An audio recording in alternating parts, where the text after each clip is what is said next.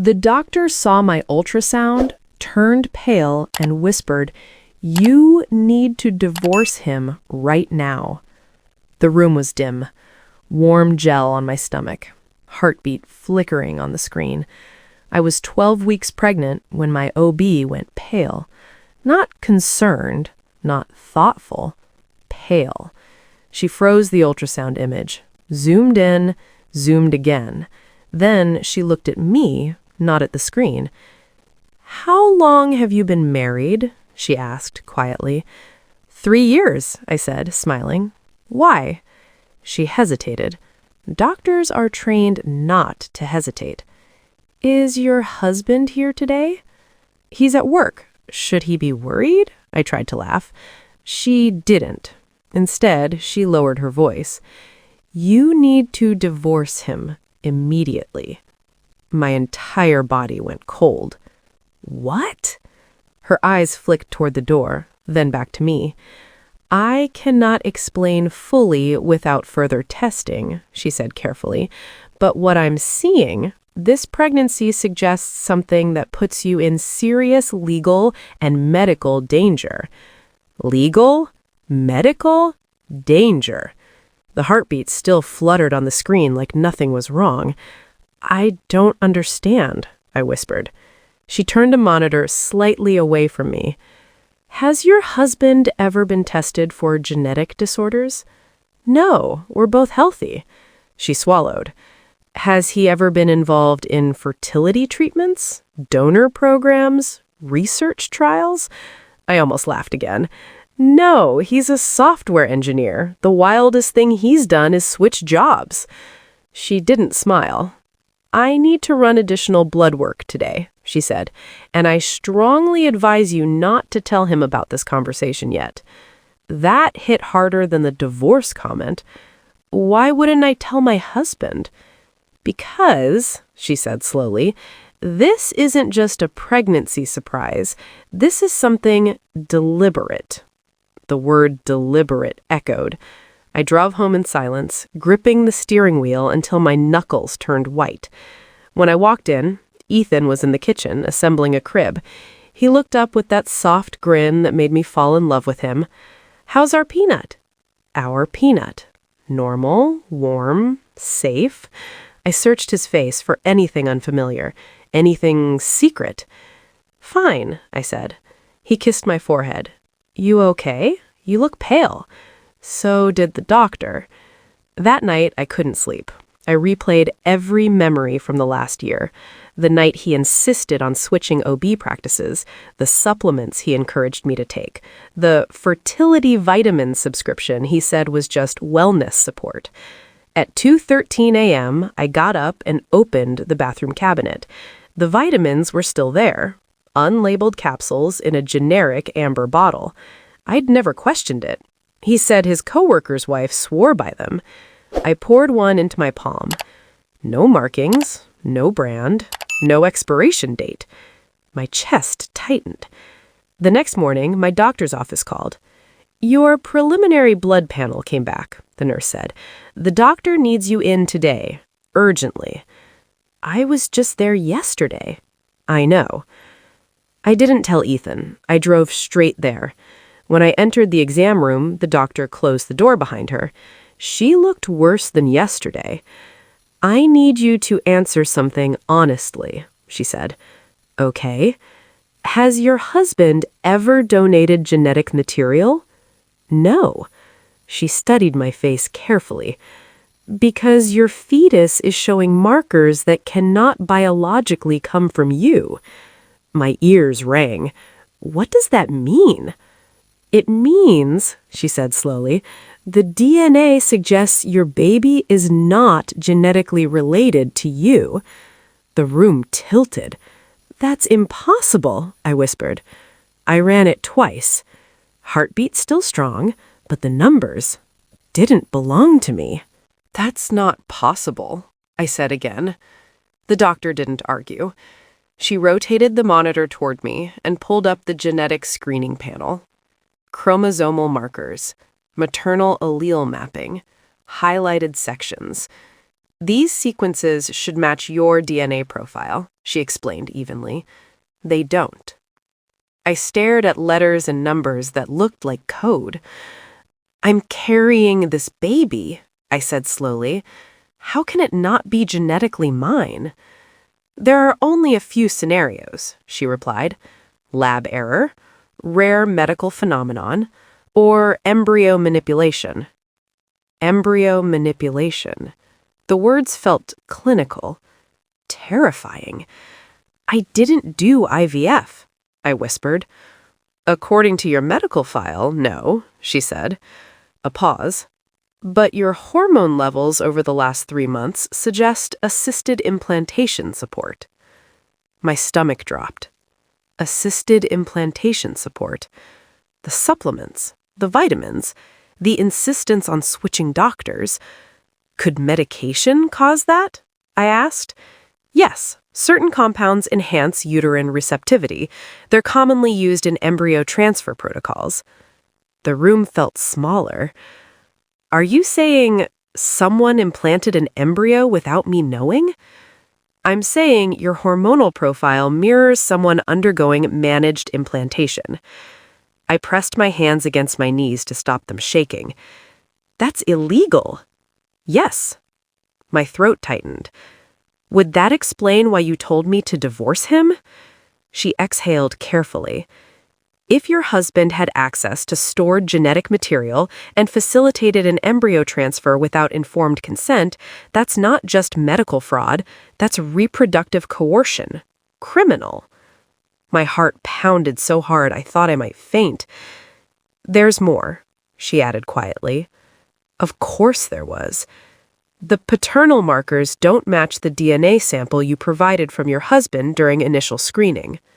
I blinked. You took his DNA sample? Yes, standard prenatal screening, buccal swab, when he accompanied you at 8 weeks. He'd stepped into a side room for routine paperwork. I'd thought nothing of it. It doesn't match? I asked. No. Silence swallowed the room. If the fetus isn't genetically yours, and it's not genetically his, she nodded once. Then whose is it? That's what we need to find out. I drove home in a fog. Embryo manipulation, illegal implantation, DNA mismatch. When I walked in, Ethan was on the couch scrolling through his phone. You okay? He asked instantly. Yes, I said automatically. He smiled gently. I scheduled that nursery designer you liked. Nursery, designer, future. I looked at him carefully. No cracks, no panic, just warmth. Or performance. That night, while he showered, I opened his laptop. He rarely locked it. I wasn't looking for proof. I was looking for relief. Some rational explanation. His email was open. Search bar. I typed one word. Fertility. Several messages appeared. Subject line, storage confirmation. Another, transfer window approved. My chest tightened. I clicked one. It was from a private reproductive research clinic 2 states away.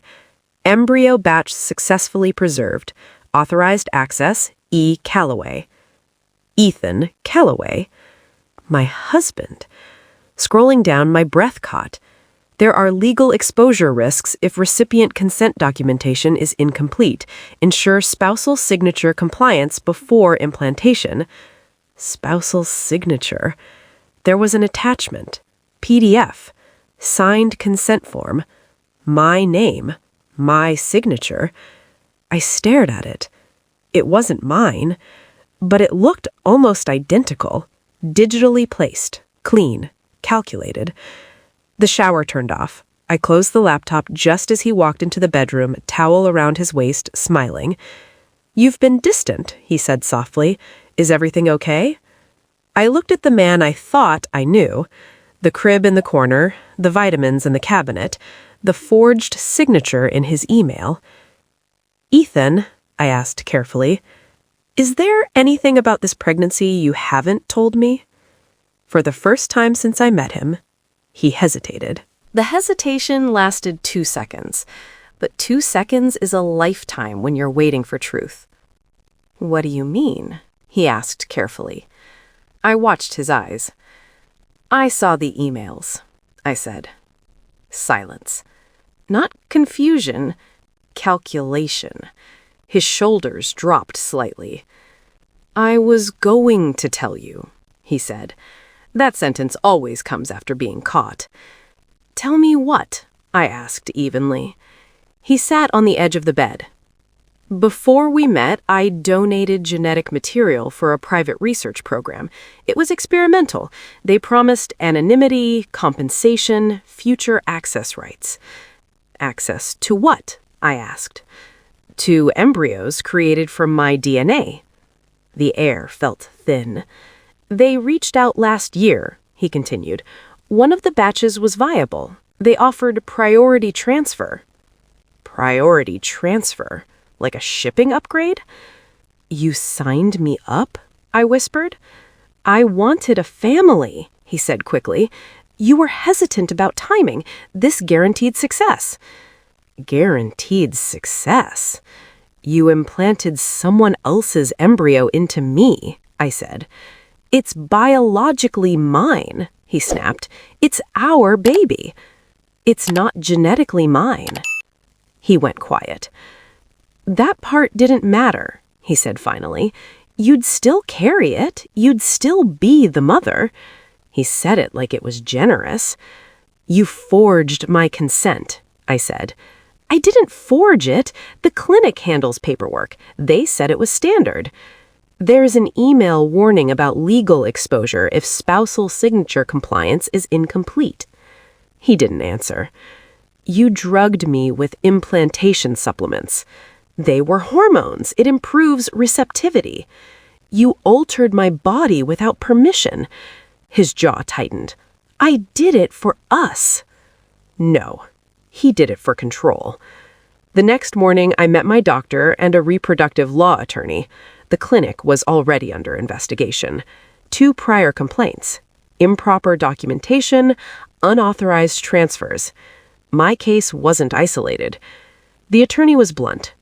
"You have grounds for criminal charges, civil damages, and immediate divorce proceedings," she said. "Can the pregnancy continue safely?" I asked the doctor. "Yes," she replied carefully. "Medically, it appears stable, but the legal implications are separate." Separate. I filed for divorce that afternoon.